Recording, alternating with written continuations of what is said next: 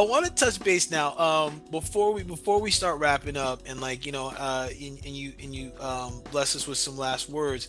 I want to talk to what are some things that people can look at when it comes, or what are some key things when it comes to measuring our blood pressure. Like, what are some things we want to be aware of to make sure that we're doing this correctly? So can you take a couple minutes and just talk to what are some things that we want to make sure people are aware of when it comes to measuring their Get a blood pressure? validated device. This one's the Omron. I think it's about 65, 70. They're Okay, trying to get Medicare and commercial insurers to cover this for people. that's good. I don't Okay. know if I don't know why large employers wouldn't just give each one of their employees one of these, but once you have it, this means that this is validated. We know it's going to give you the correct readings, and you got to use it right. It's got to be fitted correctly because your cuff size can vary.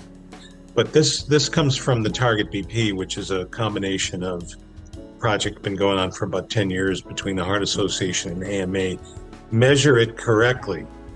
And this you can find this online, and I know you're going to give the viewers access to this, but if you just look up Target BP online, it'll give you something you can print out. You follow it, right? It's pretty obvious. Don't avoid caffeine, cigarettes, stimulants. Wait at least 30 minutes after a meal. Empty your bladder. If you're on medication, take your blood pressure before you take your medicine. Right? Be quiet for a while. Sit quietly. I have trouble doing that for 5 minutes, but put your Me arm too. out straight. Don't put any clothes on. Keep your feet on the floor. You got to do these right. And if you do it consistently, then you know you're going to get an accurate measurement. And that's not something, even when you go into health systems, how many times have they just taken your shirt and put it around your shirt, right? Right. So, but that they're not taking it for this reason. When you're doing it for high stakes, you're going to do it right with your validated device at home. And so And it is. everyone ought to be doing it. Yeah. There's some Just think of things. that. Just think back to that picture Yeah. of the guy with the blood vessels and all that, and worry mostly about your brain and your kidneys too, right? So that's the thing, Yeah. This one here. Yeah. just keep that in mind. That's what you're working on, right? And that takes. I love that visual. Yeah. That visual is strong, man.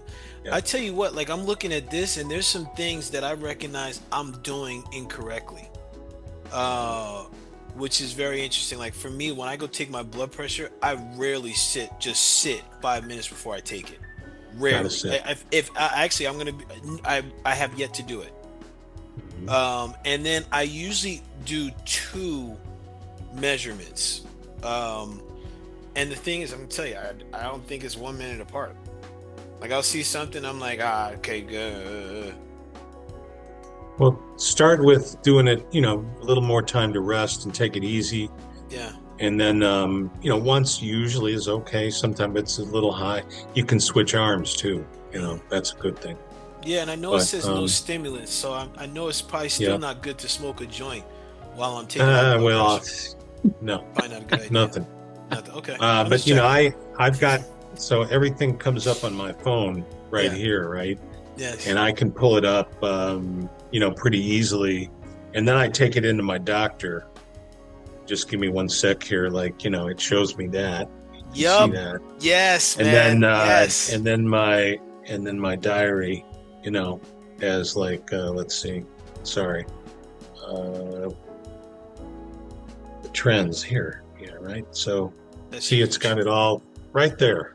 That's huge. That's And big I can time, download it man. into Excel and this, that, and the other. So I bring that with me, and I take it and show it to the doctor, and then we have shared decision making after that, right? Yeah, It's cool. listen, and I think that's what. Oh, hold go people ahead, more Brian. accountable. It's a good way to hold people more accountable. There's something to measure. People are competitive, right? So it's good to, they want to keep that low. Yeah, It's man. calling taking care of me, right? Yeah, If I don't do it, no one else is going to do it, right? exactly. Yeah, Right. Exactly. So, That's the key piece. And listen, I think that's and the accountability you're talking about, B.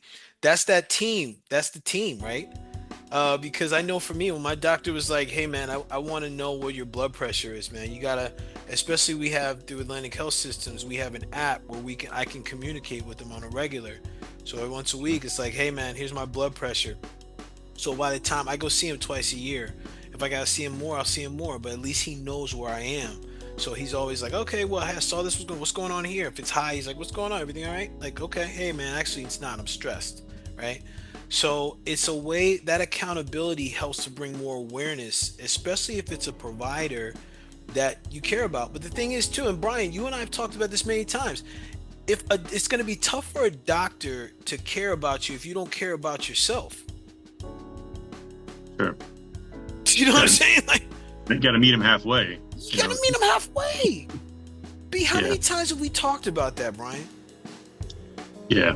Shoot, bro. No, I have after I had a little epiphany, like listening to you, Dr. Don. It was, Mhm. I did a little, I mean, with my research, and correct me if I'm wrong, that about 85 to 90% of people that go to the doctor for high blood pressure, that comes back as idiopathic, meaning that the doctor doesn't know what's causing it. And I've always been like, kind of like upset about that. I'm always like, how do you not know what's causing it? Like, I drove by 20 fast food markets. I drove by 6 liquor stores, 3 smoke shops. I'm like, it's kind of obvious. But then when I hear you talking, it's like, you got a 15-minute visit with your doctor.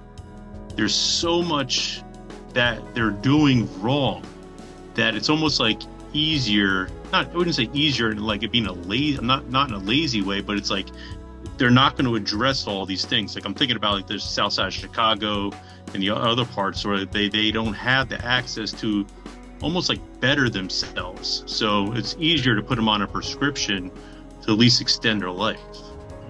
So that was Well, we try really hard to improve access, and we give people access. But as I said, it's hard for some people who have many different constraints to just go to the doctor, right? So we're working on that, and I think you're right. I think people get this has always been a problem. Like in my mind, I'm talking about the average person. What is going on here? Where is this all coming from? And the answer is you, right? It's your blood vessels go like this all the time, right? And so that's your blood vessels, and a lot of things in your body and affected by your brain, both physically and mentally, can influence that too. So it's a biological system. And if I might end, Paul, the end game here is it's not just what's my blood pressure, but what's my risk, not just of a heart problem, but kidney problem, brain problem, poor circulation in my legs, getting an amputation, right? What is my risk of all that? And once you line that up, Ryan, then that gets your attention a lot more than just what's my blood pressure. So if there's the last thing I would say, and Paul, you can get these online, Yeah. and I can send you something afterward. The Prevent, PREVENT calculator is online, and that you can go right on that right after this and calculate out your risk right away and compare it to the average and see where your risk is. And that I think should be the one that gets your attention the most.